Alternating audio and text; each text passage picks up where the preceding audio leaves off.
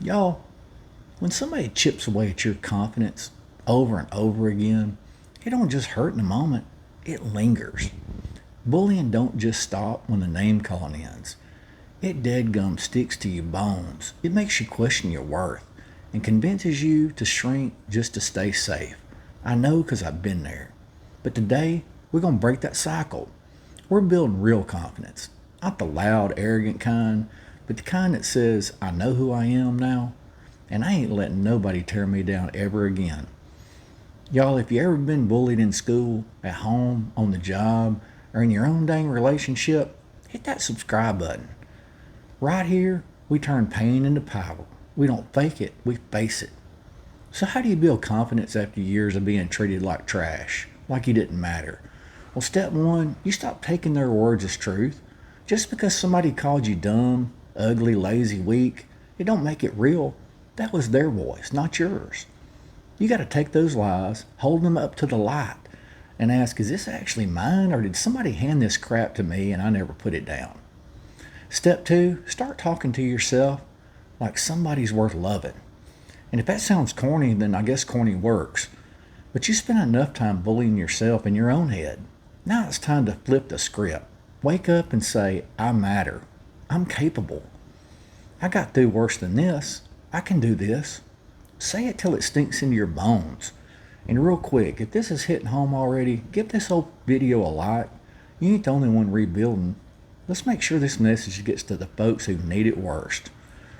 Now here's the deal. Most people don't tell you about confidence. It ain't built in big leaps. It's built in small wins. You don't go from insecure to unstoppable overnight.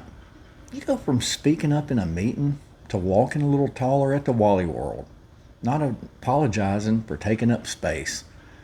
It's just one little win at a time. So set goals that feel like they're just outside your comfort zone, not miles outside it.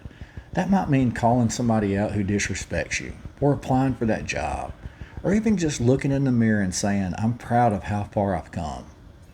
And if that's hard to say, that's just where you start. Step three, learn your strengths, not just the flashy ones, but the quiet ones. Maybe you're loyal. Maybe you listen well. Maybe you show up for people even when they're hurting. That counts. Confidence don't come from being perfect.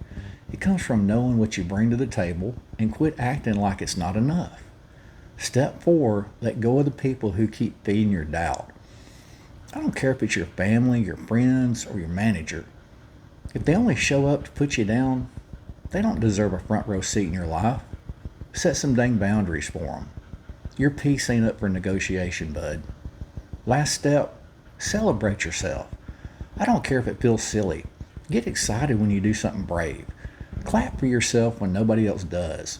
You spent years being criticized. It's about time you become your own biggest cheerleader.